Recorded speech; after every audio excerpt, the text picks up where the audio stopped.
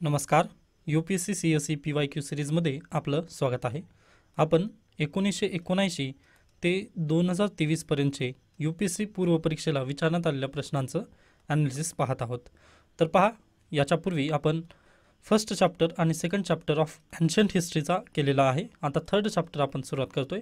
वैदिक सोसायटी किंवा वैदिक संस्कृती आपण ज्याचं नाव आहे त्या चॅप्टरला आपण आज पाहणार आहोत. तर पहा, 1995ला पहिला प्रश्न वैदिक संस्कृतीवरती विचारण्यात आलेला होता. तर तो प्रश्न आपण पाहूयात. तर पहा, who among the following was Brahmavadini who composed some hymns of the Vedas. आता ब्रह्मवंदिनी हे नाव ऐकल्यानंतर अगदी लक्षात येतं आपल्याला की हे स्त्रीवादी होतं. ओके, किंवा ही जी इंडियन फिलॉसॉफी होती, वैदिक संस्कृतीला आपण डिटेलमध्ये अभ्यास केल्यानंतर त्यातील एक इंडियन फिलॉसॉफी वगैरे आपल्याला लक्षात येते. ओके, इंडियन फिलॉसॉफीमधील अगदी वुमनिझम किंवा वुमन या संदर्भात हे ब्रह्मवंदिनी यांचे हिम्स वगैरे वेदाजमध्ये कंपोजिट झालेले आहेत. ओके, मग हे ब्रह्मवंदिनीला कोणी कंपाईन वगैरे केलं तर अगदीच त्याचं ॲन्सर जर आपल्याला पाहायचं जर म्हटलं तर तोपर्यंत मी पहिल्यांदा पर्याय वाचेन. तर पहा, पहिलं पर्याय आहे लोपमुद्रा, त्यानंतर गार्गी, लीलावती आणि सावित्री. आता पहा, थोडंसं जर म्हणजे अभ्यास वगैरे असेल तर आपल्याला लोपमुद्रा आणि गार्गी या दोन पर्यायामध्ये आपल्याला कन्फ्यूज होतं. परंतु याचं योग्य पर्याय जर पाहिला आपण तर लोपमुद्रा आहे, जी की इंडियन फिलॉसॉफी राहिलेली होती. ब्रह्मवंदिनी किंवा जे वुमन सेंट्रिक जे फिलॉसॉफी होती किंवा शैविझम जे म्हणतो आपण, तर ते लोपमुद्रामधून येतं. त्यामुळे पर्याय क्रमांक पहिलं हे तुमचं योग्य उत्तर असेल. त्यानंतर पहा, गार्गी पण वैदिक संस्कृतीशी रिलेटेड आहे. ओके, गार्गी पण थोडंसं त्यांचा पण संदर्भ आहे वैदिक संस्कृतीशी, परंतु त्यांनी हे ब्रह्मवंदनी जे आहे याला वेदामध्ये त्यांचं कंपोजिशन वगैरे नाही आहे. ब्रह्मवंदनी जी आहे तिथून त्यांचं कंपोजिशन नाही आहे. त्यांचे पण हिम्स आहेत. ओके, त्यांचे पण श्लोक वेदामध्ये आहेत.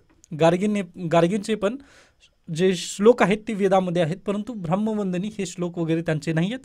त्यामुळे लोपामुद्रा हे तुमचं करेक्ट ऑप्शन असेल. आता मला पण ते कन्फ्यूज झालं, याच्या पूर्वी पण सांगितलेल्याप्रमाणे होतं ते.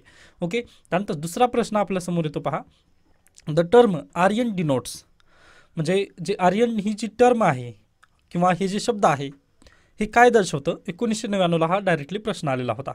तर पहा, पहिला पर्याय आहे हे एक वांशिक गट होतं. त्यानंतर एक नोमॅटिड म्हणजेच एक भटके लोक होते का, किंवा एक स्पीच ग्रुप होता, किंवा अ सुपेरियर रेस म्हणजे श्रेष्ठ व्यक्ती होते. आता यामध्ये पण आपल्याला थोडंसं कन्फ्युजिंग स्टेटमध्ये टाकण्यात आलेलं आहे. ओके, UPSCमध्ये अगदी माइंड गेम वगैरे असतं असं आपण कन्सिडर करू शकतो. म्हणजे पहा, आता अगदीच जर तुम्ही डायरेक्टली या पुस्तकांमध्ये वगैरे जर पाहिलं तर तिथं पण कन्फ्युजिंग वगैरे दिलेले आहेत. आता माझ्याकडे अरिहंतचं पण पुस्तक आहे, त्यानंतर युनिक पब्लिशर्सचं पण पुस्तक आहे. आता दोन्हींमध्ये पण ते दोन्ही पण पर्याय वगैरे त्यांनी म्हणजे कन्फ्यूज ते पण झालेले आहेत. त्यामुळे आता मी पण दोन्ही पण उत्तरं देण्याचा तुम्हाला प्रयत्न करेन, किंवा विकिपीडिया पण मी सर्च केलं त्यावेळेस आपल्याला दोन्ही पण उत्तरं मिळालेले आहेत. पहिला पर्याय आहे पहा, एक स्पीच ग्रुप होता. आर्यन जे होता ना ते एक बेस्ट स्पीच ग्रुप म्हणून पण त्यांना ओळख आहे. त्यानंतर एक सुपेरियर रेस. आता पहा, जेव्हा आपण थेअरी मांडतो ना आर्यांची तेव्हा आपण सुपेरियर रेस म्हणतो, व जेव्हा आपण वेदांचा अभ्यास करतो ना तेव्हा आपण स्पीच ग्रुप म्हणून अशा पद्धतीने अभ्यास करतो. त्यामुळे युनिक पब्लिशर्सच्या पुस्तकांमध्ये आणि अरिहंत दोन्ही पुस्तकांमध्ये आपलं ह्या प्रश्नाचं जे उत्तर आहे ते कन्फ्युजिंग दाखवलेलं आहे. त्यामुळे मी हे तुमच्यासमोर दोन्ही ठेवलेलं आहे. आता इथनिक ग्रुप किंवा जे वांशिक गट आहेत ते तर नाही आहे याचं उत्तर, व नोमॅटिक हे जे पीपल आहेत ते पण त्याचं उत्तर नाही आहे. परंतु बहुतांशरित्या जर खऱ्या अर्थाने पाहिलं तर माझ्या मते 4 पर्याय क्रमांक असेल, परंतु काही पुस्तकांमध्ये याचं उत्तर 3 हे पर्याय पण देण्यात आलेलं आहे. त्यामुळे मी दोन्ही उत्तरं तुम्हाला तुमच्यासमोर ठेवलेले आहेत. आता तेव्हा तर 1999च्या दरम्यान तर UPSCची ऑफिशियल आन्सर की यायची नाही, त्यामुळे ते आपण कन्फ्युजिंग स्टेटमध्येच हा प्रश्न वगैरे ठेवलेला आहे. ओके, त्यानंतर नेक्स्ट प्रश्न पहा, प्रश्न क्रमांक 3. Which one of the following 4 Vedas contains an account of magical charms and spells. Okay, म्हणजे खालीलपैकी कोणत्या वेदामध्ये मॅजिकल चार्म्स अँड स्पेल्सचं कंटेंट देण्यात आलेलं आहे. तर पहिला पर्याय आहे पहा यजुर्वेद, त्यानंतर ऋग्वेद आहे पहिला, त्यानंतर दुसरा आहे यजुर्वेद, तिसरा आहे अथर्ववेद व चौथा आहे सामवेद. मग सर्वांनाच याचं उत्तर माहिती आहे, तर याचं उत्तर आहे अथर्ववेद. ओके, डायरेक्टली हा कसा प्रश्न होता तर फॅक्ट प्रश्न होता. आता पहा, आता 2004ला प्रश्न आलेला आहे. मग आता पण थोडंसं याचं परत एकदा ॲनालिसिस करूयात. 1995ला, त्यानंतर पुढे 1999ला, त्यानंतर पुढे 2004ला. ओके, मग हे कसं आलेले आहेत प्रश्न, म्हणजे थोडेसे गॅप देऊनच हे प्रश्न आलेले आहेत. ओके, मग आता आपण याची ब्युटी पण पुन्हा पाहणार आहोत की आता मागच्या वेळेस किंवा हा प्रश्न आलेला होता, मग तुम्हाला याचा अभ्यास करायचं किंवा नाही करायचं हे पण यामधून समजून येईल. परंतु पहा, यावरून डायरेक्टली प्रश्न जर आलेले आहेत ना याच्यापूर्वी, तर फॅक्ट बेस्डच आलेले आहेत. म्हणजे पहिला प्रश्न पण फॅक्ट होता, दुसरा प्रश्न पण फॅक्ट होता व तिसरा प्रश्न पण फॅक्टचा आहे. ओके, त्यानंतर चौथा प्रश्न पहा, द रिलिजन ऑफ अर्ली वैदिक आर्यन्स वॉज प्रायमरीली ऑफ 2012ला किती 2004ला प्रश्न विचारण्यात आलेला होता, डायरेक्टली 2012, म्हणजे 8 वर्षाचा गॅप देण्यात आलेला आहे इथे. ओके, म्हणजे तेव्हा जर विद्यार्थ्यांना वाटलं की आता यावरती प्रश्नच येणार नाहीत, मग त्यांनी जर कॅन्सल केलं ना तर अचानकच सरप्राईज वगैरे UPSC देत असतं. तर त्या पद्धतीने पहा, रिलिजन ऑफ अर्ली वैदिक आर्यन्स वाज प्रायमरीली ऑफ, म्हणजे जे आर्यांचं पहिल्यांदा धर्म होता किंवा म्हणजे त्यांचा धर्म कोणताला प्रायमरीली त्यांनी मानलेलं होतं. तर पर्याय आहेत पहा, हे भक्ती, त्यानंतर दुसरा आहे इमेज वर्शिप अँड यज्ञ, म्हणजे यज्ञच दिलेलं आहे परंतु ते आपल्याकडे यज्ञ होतं. ओके, त्यानंतर तिसरा आहे वर्शिप ऑफ नेचर अँड यज्ञ, त्यानंतर चौथा आहे वर्शिप ऑफ नेचर अँड भक्ती. तर अगदीच सर्वांना माहिती आहे जे आर्यन्स होते ते वर्शिप ऑफ नेचर आणि यज्ञाला जास्त प्राधान्य दिलेले होते. ओके, आता इमेज वर्शिप त्यानंतर भक्ती, बाकी हे वर्शिप ऑफ नेचर आणि भक्ती वगैरे हे काही नाही आहे, परंतु जे आपला ऋग्वेद वगैरे आहेत त्यामधून आपल्याला हेच दिसतं की त्यांनी काय यज्ञांना जास्त प्रेफरन्स वगैरे दिलेलं होतं. त्यामुळे पर्याय काय तुमचं चौथ्याचं पर्याय क्रमांक 3 हे तुमचं योग्य उत्तर असेल. आता हे पण पहा, हे पण कसा प्रश्न आहे तर हे डायरेक्टली फॅक्ट बेस्ड प्रश्न आहे. ओके, म्हणजे यातून काही फिलॉसॉफी वगैरे आपल्याला दिसून आली नाही आहे. ओके, त्यानंतर पुढचा प्रश्न पाहूयात, 5व्या क्रमांकाचा आहे की धर्म अँड रीता. ओके, आता इथं रीता हे झालेलं आहे परंतु ही रीत आहे. धर्म आणि रीत आपण मराठी भाषेमध्ये जेव्हा म्हणतो की म्हणजे रीतिरिवाज वगैरे करावा लागतं, अशा पद्धतीने तुम्ही म्हणजे ऐकलं असाल ग्रामीण भागामधून जर तुम्ही असाल तर अगदी त्या टाईप आहे ही. Dharma and Rita depict a central idea of ancient Vedic civilisation of India. In this context consider the following statement. Dharma आणि रीत भारताच्या प्राचीन वैदिक सभ्यतेची मध्यवर्ती कल्पना दर्शवतात. मग ते स्टेटमेंट दिलेली आहेत. तर पहा, dharma was a conception of obligation and discharge of one's duties to one self and to others. Okay, धर्म काय सांगतो की आपले कर्तव्य काय आहेत हे सांगण्याचा प्रयत्न करतं, म्हणून पहिलं स्टेटमेंट आहे. त्यानंतर रीत काय सांगते, the was the fundamental moral law governing the functioning of universe and all it content. त्यानंतर रीत म्हणजे काय, तर यांचं म्हणणं आहे की एक मोरल लॉ, नैतिक कायदा, म्हणजे रीत हा विश्वाच्या कार्यप्रणालीवर आणि त्यात समाविष्ट असलेल्या सर्व गोष्टींचा नियंत्रित करणारा मूलभूत नैतिक कायदा होता, असं त्यांना इथं म्हणायचं आहे. हे 2 स्टेटमेंट देण्यात आलेले आहेत. मग आता इथं पहा, which of the statement given above are is correct. Okay, तर पहिलं पर्याय बरोबर किंवा दुसरं पर्याय किंवा 1 आणि 2 बरोबर किंवा दोन्ही बरोबर व दोन्ही चूक. ओके, तर पहा, आता आपल्याला यातून म्हणजे डायरेक्टली जर तुम्हाला भगवद्गीता वगैरे थोडीफार माहिती असेल किंवा महाभारत किंवा आपले जे प्री टेक्स्ट वगैरे जर माहिती असतील, म्हणजे आपले पुराणी टेक्स्ट वगैरे जर माहिती असतील, तर यावरून डायरेक्टली तुम्ही या प्रश्नाला टॅकल करू शकला असता. आता पहा, इथं काय म्हटलंय, धर्म आणि रीत हे आपलं वैदिक संस्कृतीमधून कशा पद्धतीने दिसतात असं इथं प्रश्न विचारलेला होता. मग धर्माच्या कन्सेप्टमध्ये किंवा धर्माच्या डेफिनेशनमध्ये इथं प्रश्नात काय म्हटलं आहे, स्टेटमेंट काय म्हणतं की concept of obligation and discharge of one's duty to one self. भगवद्गीतेमध्ये कृष्णांनी अर्जुनाला काय सांगितलं होतं, धर्मासाठी तू युद्ध करावं लागेल किंवा क्षत्रियांचं हेच धर्म आहे, म्हणून त्यांनी काय सांगितलं होतं, कृष्णाला मोटिवेट केलं होतं त्या पद्धतीने. त्यामुळे पहिला पर्याय तुमचा बरोबर असेल का, मग अगदी बरोबर आहे, कारण धर्म म्हणजे काय होती, तुमची ड्युटी होती त्यावेळेस. त्यानंतर रीत काय आहे, मग हे फंडामेंटल मॉरल लॉ होता तुमचा, म्हणजे एक नैतिक लॉ होता किंवा नैतिक कायदा होता त्यावेळेसचा. ओके, रीत अशा पद्धतीने असावी. ओके, त्यामुळे पहा, आता पण मी पहिल्यांदा प्रश्नाचं म्हणजे थोडंसं म्हणजे पहिल्यांदा आपण प्रश्नाचं इंट्रोडक्शनमध्ये तेच म्हटलं की रीतिरिवाज वगैरे करावं लागतं. अगदी त्या पद्धतीने जर तुम्ही घेतला तर ते काय होतं, एक लॉ होता जे कुठं लिहून ठेवलेलं नव्हतं, परंतु ते मॉरली होतं, म्हणजे इथिक्सच्या पर्स्पेक्टिव्हने वगैरे जर पाहिलं आपण तर ते मॉरली. ओके, म्हणजे त्याला कुठं करून वगैरे ठेवण्यात आलं नव्हतं, तर तशा पद्धतीने. त्यामुळे पर्याय क्रमांक हे 3 जे असेल ना, 1 आणि 2 हे दोन्ही बरोबर, त्या पद्धतीने याचं पर्याय क्रमांक 3 हे ते योग्य उत्तर असेल. ओके, त्यानंतर 6वा प्रश्न आहे पहा 2014ला. 5वा प्रश्न कधी विचारण्यात आला, 2011.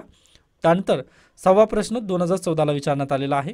The national motto of India Satyameva Jayate below the emblem of India is taken from. 2014चा प्रश्न आहे, फॅक्ट बेस्ड प्रश्न आहे.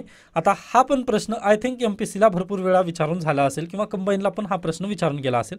तोपर्यंत परत इथे आपण पाहणार आहोत 2011ला प्रश्न विचारण्यात आला होता आय थिंक हा, किंवा कदाचित हे 2013चा असेल, इथं मी टायपिंग मिस्टेक वगैरे केलेली असेल, सॉरी फॉर दॅट. परंतु हे कारण पहा इथे 2012ला म्हटलेलं आहे आपण, त्यानंतर इथं 2013च असेल.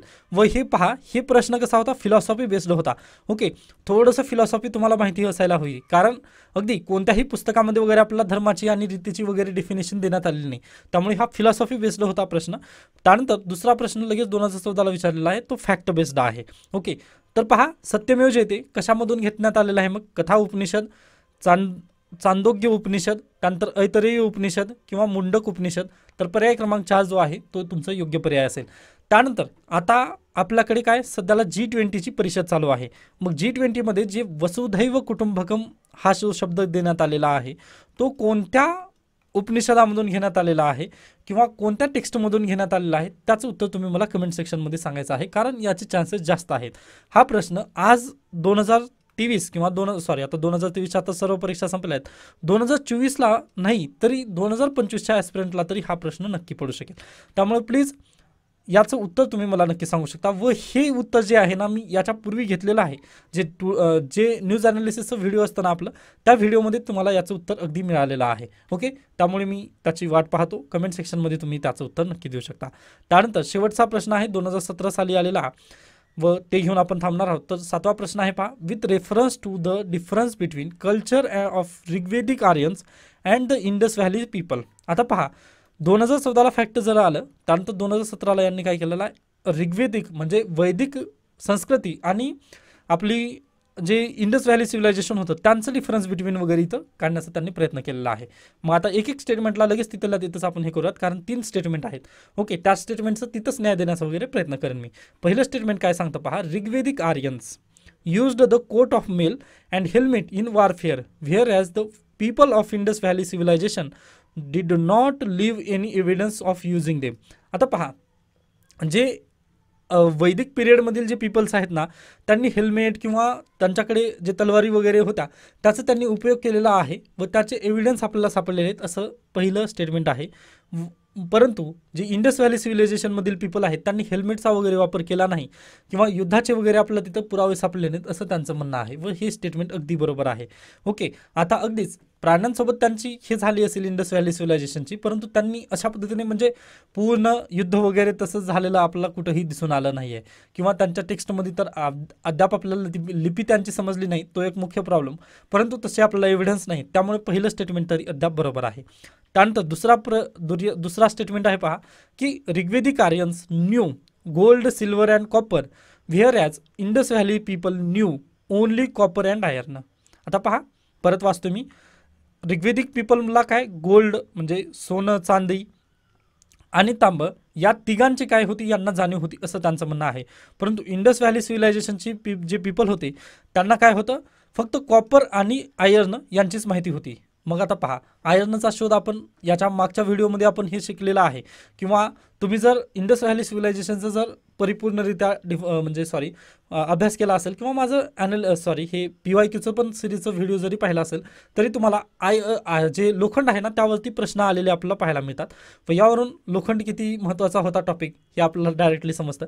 तर पहा, जर त्याचं जर ॲनालिसिस तुम्ही जर पाहिलात ना तर हे स्टेटमेंट डायरेक्टली तुम्ही निग्लेक्ट करू शकता, कारण पहा आयर्न इथं दिलेला आहे व इंडस व्हॅली पीपलचा आयर्नशी काही संबंध नव्हता. ओके, हा तिथे एक ब्युटी आहे. आता त्यांना चाल्कोलिथिक पिरियड म्हणून आपण ओळखतो, कारण तिथं कॉपरचा शोध वगैरे लागलेला होता. व त्यानंतर पहा, जे इंडस व्हॅली सिव्हिलायझेशन होते गोल्ड, सिल्वर आणि कॉपर या तिघांचा पण त्यांना माहिती नव्हती, तर ती फक्त आयर्नची नव्हती. मग तिथं त्यांनी काय उलटं दिलेलं आहे, त्यामुळे पर्याय क्रमांक 2 हे अगदी चुकीचा होईल. त्यानंतर ऋग्वेदिक Aryans had domesticated the horse, whereas there is no evidence of Indus Valley people having aware of this animal. आता पहा, आर्यन्स जे होते त्यांना घोडा हा जो प्राणी होता त्यांनी पाळीव वगैरे केलेलं होतं किंवा त्याचे अवशेष वगैरे तिथं सापडलेत आर्यन्ससोबत, परंतु इंडस व्हॅलीमध्ये तसे घोड्याचे अवशेष सापडले नाहीत असं यांचं म्हणणं आहे. मग आता लोथलची जर तुम्ही साईडचा अभ्यास केलेला असेल तर तुम्हाला समजेल की लोथलमध्ये काय आपला घोड्याचे अवशेष वगैरे सापडलेले आहेत, त्यामुळे पर्याय क्रमांक 3 पण काय चुकीचा असेल. मग पर्याय क्रमांक पहिला हे बरोबर असेल, म्हणजे विच ऑफ द जे which statement given above is are correct जर म्हटलं तर अगदीच तुमचं पर्याय क्रमांक 1 हे बरोबर होतं, बाकी 2 आणि हे 3 हे अगदी चुकलेले होते. तर अशा पद्धतीने पहा, वैदिक लिटरेचरवरती वैदिक संस्कृतीबद्दल आपल्याला फक्त 7 प्रश्न अद्याप आलेली होती, हे आपल्याला पाहता येतं. तर अशा पद्धतीने आजचं किंवा हे तिसरा जो टॉपिक होता वैदिक संस्कृती, तर या टॉपिकचे सर्व प्रश्न इथे संपतात. याबाबत काही शंका, काही सजेशन असतील तर तुम्ही नक्की मला सांगू शकता. परत भेटूयात आपण चौथा जो टॉपिक आहे म्हणजे एन्शियंट हिस्ट्रीचा, त्यामध्ये. ओके, धन्यवाद.